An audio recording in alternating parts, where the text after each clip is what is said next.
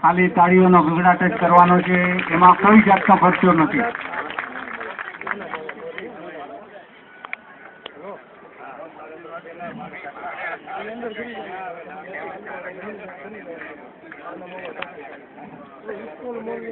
પૂજ્ય શ્રી અમૃતમાં ધીરજલાલ બારોટ જ્ઞાતિના સૌથી વયોવૃદ્ધ, જેમની ઉંમર 107 વર્ષ છે, તેઓ અત્રે પધાર્યા છે. પૂજ્ય અમૃતમાં સ્વાગત કરશે મધુબેન જમનાદાસભાઈ દાનક.